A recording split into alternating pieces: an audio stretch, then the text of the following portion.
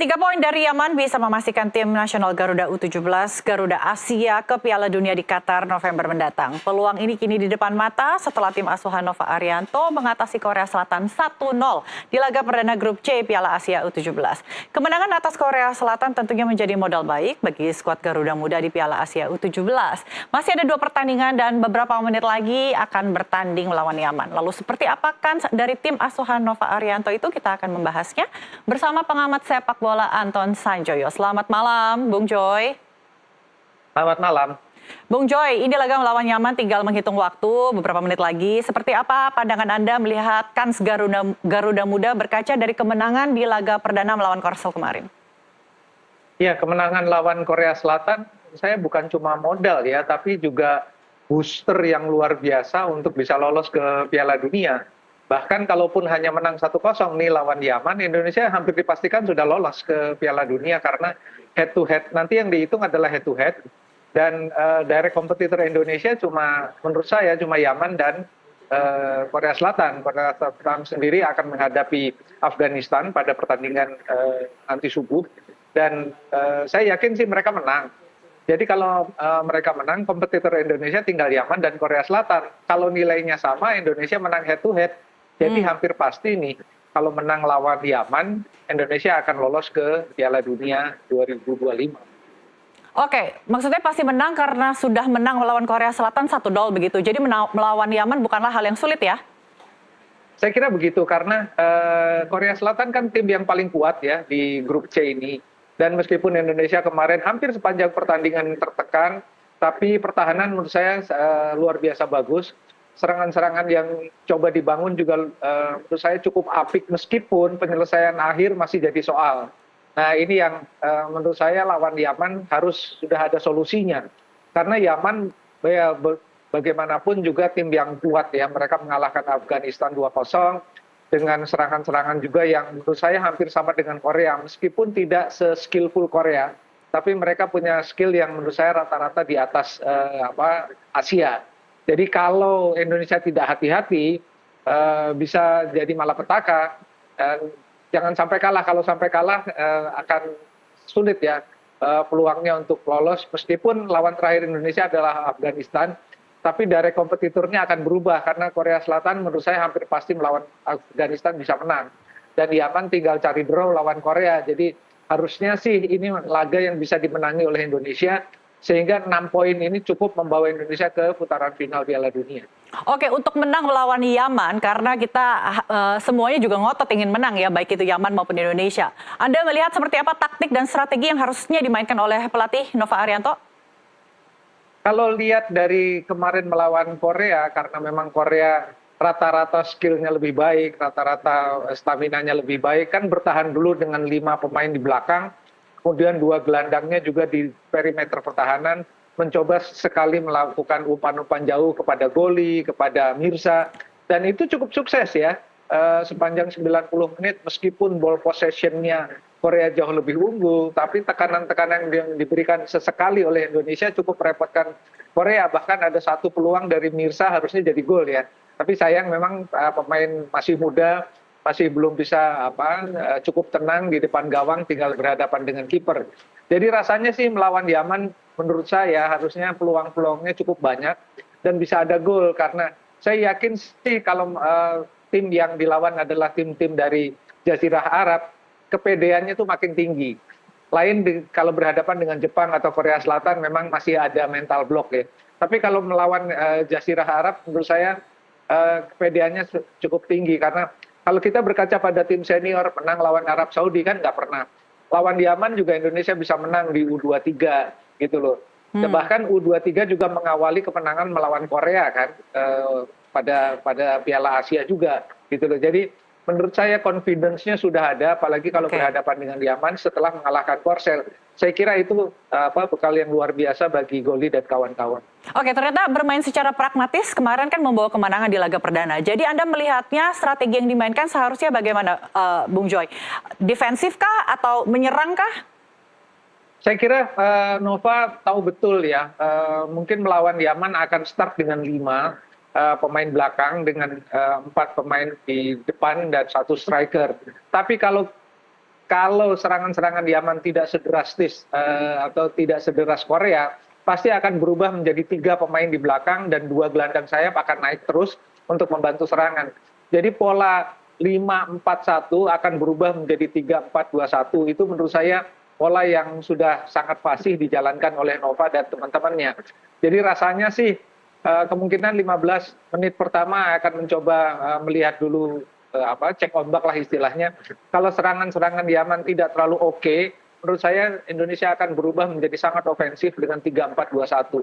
Dan itu yang biasa dilakukan oleh Nova di tim ini. Kalau saya lihat ketika melawan Iran juga seperti itu di laga uji coba ya. Dan tampaknya memang beberapa kali mampu mencetak peluang yang bagus. Melawan Cina ketika menang juga dengan 3-4-2-1. Jadi rasanya polanya bisa berganti-ganti sesuai kebutuhan dan akan melihat dulu respon dari lawan. Saya kira Nova sudah mencoba beberapa kali. Baik, Bung Joy, kita lihat sama-sama seperti apa formasi starting 11 dan kita akan simak bersama kurang lebih mungkin seperti yang Anda prediksi, Bung Joy di sini. Oke, sepertinya tidak berubah ya pada saat melawan Korea Selatan dengan... Iya. Waktu lawan Korea Selatan tuh 5 di belakang ya, memang Fabio dan Daniel ada di sekitar wilayah pertahanan bersama Baker, Putu dan Gazin. Jadi rasanya sih nggak akan pakai 4, tapi mungkin di awal pertandingan akan pakai 5 pemain di belakang, lalu 4 di tengah dan 1 striker di depan. Strikernya bisa siapa aja sih? Menurut saya bisa Alberto, bisa Mirza. Oke, jadi awal-awal bermain defensif dulu begitu ya, kemudian melihat bagaimana serangan dari Yaman, kemudian bisa dikondisikan menjadi lebih ofensif begitu ya, Bung Joy? Betul, karena kan sudah teruji defensifnya bagus ketika melawan Korea, di luar bahwa beberapa peluang Korea juga terbuang sia-sia ya. Tapi defensif melawan Korea kan sudah terbukti ampuh. Jadi rasanya sih itu yang akan dicoba dulu, karena kalau itu defensifnya sudah berjalan bagus, dan bisa sesekali mencuri serangan balik, rasanya sih akan langsung jadi ofensif. Karena saya sangat yakin bahwa Yaman tidak akan sedrastis Korea ya dalam cara mereka menyerang. Jadi harusnya sih ada celah Indonesia untuk bisa melakukan serangan yang frontal dengan 3-4-2-1. Oke, kalau kita bedah sama-sama, Bung Joy, kita melihat bagaimana lini belakang ya.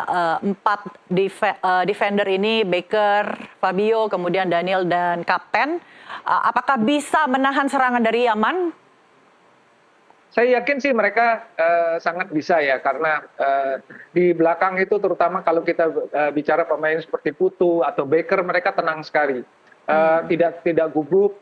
Bahkan menurut saya intercept yang dilakukan di sekitar kotak penalti itu cukup ampuh. Jadi harusnya sih mereka percaya diri betul, dan Yaman menurut saya meskipun juga permainannya cepat, tapi skillnya tidak setinggi Korea. Kan ketika melawan Korea, kalau head to head, one on one, 1 lawan 1 tuh sering kali kalah ya. Tapi lawan Yemen saya rasa sih tidak, karena posturnya hampir sama juga dan kecepatannya tidak seperti Korea, meskipun mereka juga cepat. Tapi skill bolanya individual tidak sebagus Korea. Jadi saya yakin sih kalau 1 lawan 1 masih bisa banyak dimenangi oleh pemain Indonesia.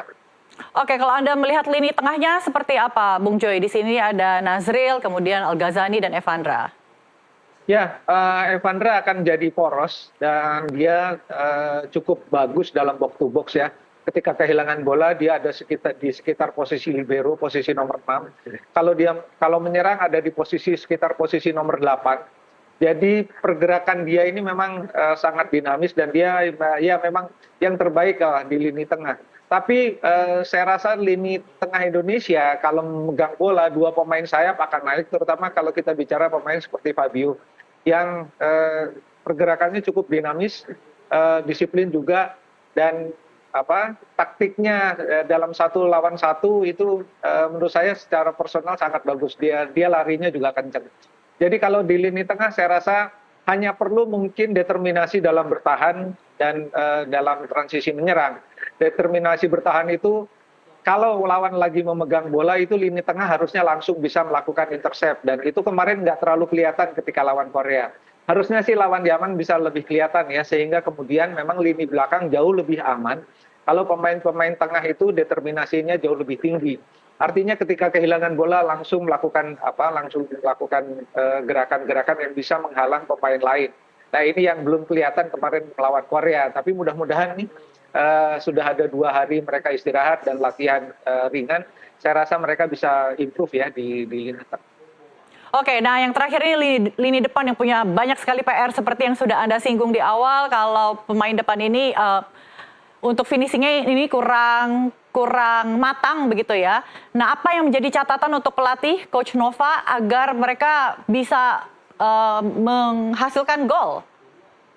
Ya anggap saja ini pertandingan melawan Mariana gitu kalau saya bilang ya. Jadi ketika melawan Mariana kan bisa mencetak banyak sekali gol. Dan pemain-pemain depan juga sangat produktif waktu itu. Jadi jangan menganggap ini Yaman atau pemain dari Jazirah Arab gitu. Dan saya rasa tinggal perlu ketenangan dan ya ini karena saya sih maklum ya mereka masih muda, ketenangannya belum teruji. Tapi harusnya sih melawan Yaman dengan modal kemenangan melawan Korea Selatan mereka bisa banyak improve ya di pertandingan, terutama pemain seperti Goli yang harusnya sih bisa tampil lebih tenang, juga Mirsa, juga menurut saya Alberto juga harus lebih berperan ya untuk mencetak peluang dan paling tidak menghasilkan shot, selesaikan semua serangan dengan shot, selesaikan semua serangan dengan umpan. Nah ini yang barangkali di lini depan harus improve di sektor ini. Oke, jadi kesimpulannya pemain kunci dari Indonesia yang bisa diandalkan untuk menentukan hasil melawan Yaman nanti?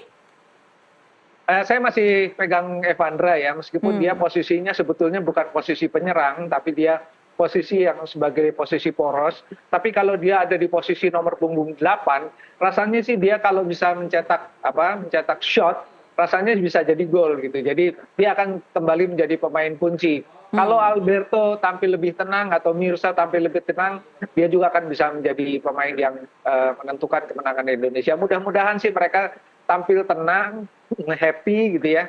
Jangan berpikir bahwa harus menang dan segala macam, tekanannya terlalu berat. Tapi bermain dengan happy, mencetak gol, Indonesia akan lolos ke Piala Dunia. Oke, sulit juga ya. Mereka harus tenang, tapi mereka juga harus percaya diri begitu ya, agar bisa membuahkan hasil yang positif.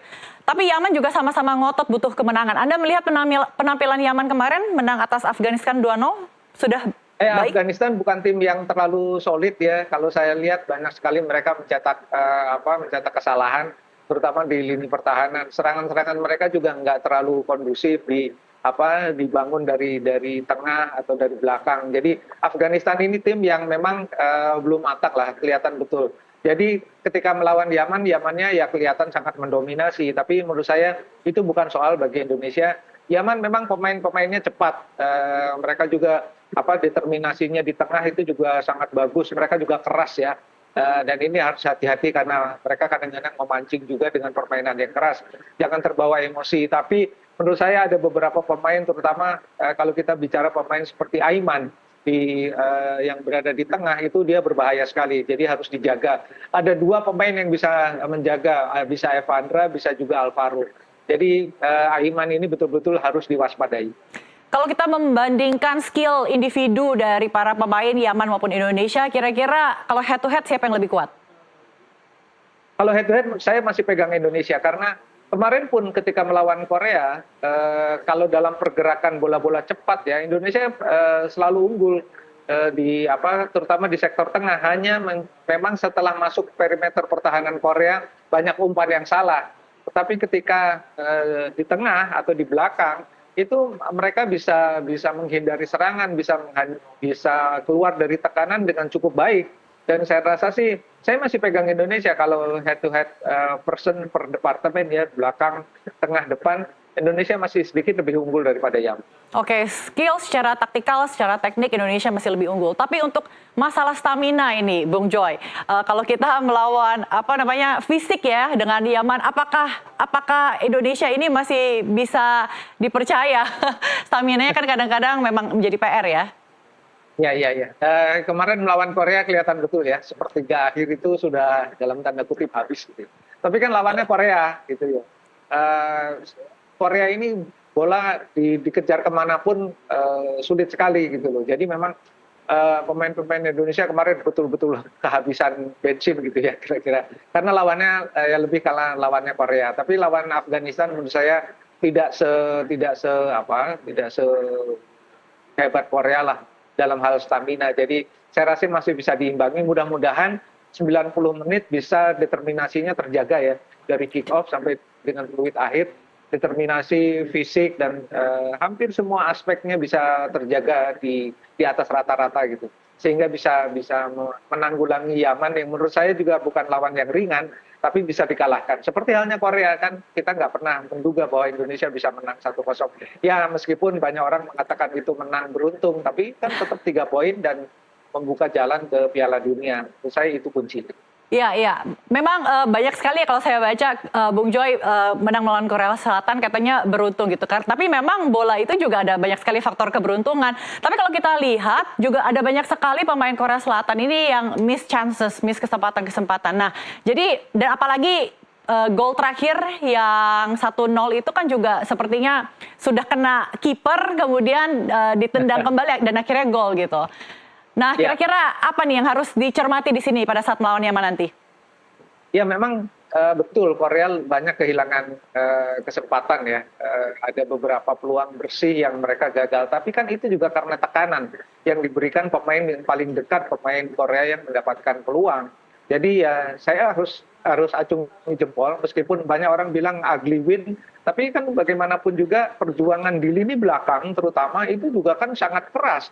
Bahkan yang pemain yang Alberto di kanan, Becker di tengah, Putu juga ada di depan kiper, itu mati-matian sampai mereka keram-keram ya. Nah itulah yang menurut saya akan jadi catatan dengan permainan seintensif melawan Korea, apakah mereka pertama sudah bisa pulih dalam beberapa hari ini. Yang kedua, apakah mereka masih bisa menampilkan permainan bertahan setangguh yang kemarin.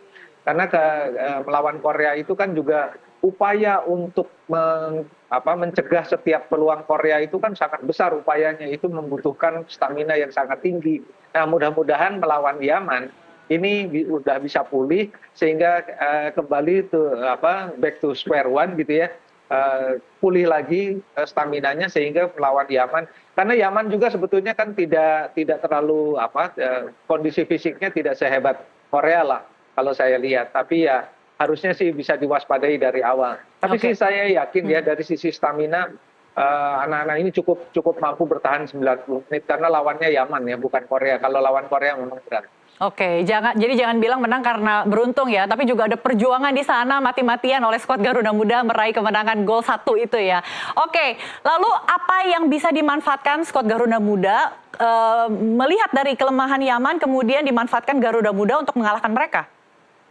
Yaman itu cenderung permainannya keras ya, kalau saya lihat. Nah, kalau pemain-pemain Indonesia terutama kalau di tengah itu bisa menghindari permainan keras dari Yaman, bermain lebih kalem, melakukan passing-passing yang cukup akurat, sabar juga menghadapi Yaman. Menurut saya sih peluang menang sangat besar. Dan Yaman terbukti juga tidak terlalu bagus dalam peluang-peluang ketika menghadapi Afghanistan kan. Ada beberapa peluang yang mereka buang dengan menurut saya agak konyol gitu ya, dibuang peluangnya gitu. Tapi kan bagaimanapun juga ini adalah tim ya, semua yang tim berlaga di sini adalah tim belia ya, 17 tahun itu harus dimaklumi lah. Tapi menurut saya dari sisi kepercayaan diri pemain-pemain Indonesia jauh lebih bagus. Dan ini yang akan kita buktikan nanti dalam beberapa menit ke depan ini. Tapi mudah-mudahan sih kalau bisa bermain lebih kalem, terutama di lini tengah dan lini depan, harusnya sih Indonesia bisa menang. Bahkan menurut saya bisa menang lebih dari 1 gol. Oke, lebih kalem berarti ya. Oke, berarti kalau menang melawan Yaman, artinya U17 pasti lolos grup C begitu ya, dan babak 8 besar dan juga tiket Piala Dunia. Nah, kira-kira Bung Joy, skenario apa yang bisa bikin hal ini gagal?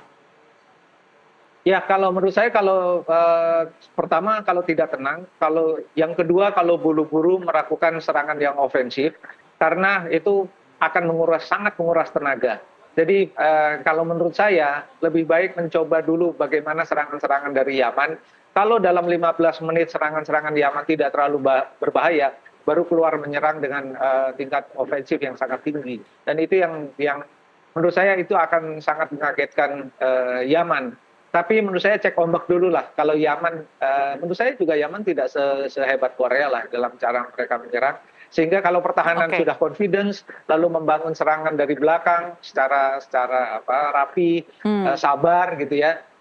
Lewat kan sebetulnya kalau teknik dari pemain-pemain Indonesia itu udah yang paling maksimal lah kemarin. Tapi kan kelihatan sebetulnya per individu mereka kan yang terbaik sekarang yang ada di kumpulan 17 tahun. Jadi harusnya sih kalau mereka bermain lebih tenang, bisa membangun serangan lebih rapi gitu dari belakang. Kemudian pemain-pemain depan juga tenang, menjemput bola, lalu melakukan pembukaan serangan di sektor pertahanan dari Yaman. Saya rasa sih peluang-peluang akan terbuka dan akan tercipta. Baik, seperti biasa pertanyaan penutup, prediksi skor, Bung Joy. 1-0 Indonesia. Baik, kita akan tunggu pertandingan melawan Yaman beberapa saat lagi. Terima kasih Bung Joy atas obrolannya. Selamat malam. Selamat malam, terima kasih. Baik, pemirsa, kita masih punya satu segmen lagi. Tetaplah di NTV Sports.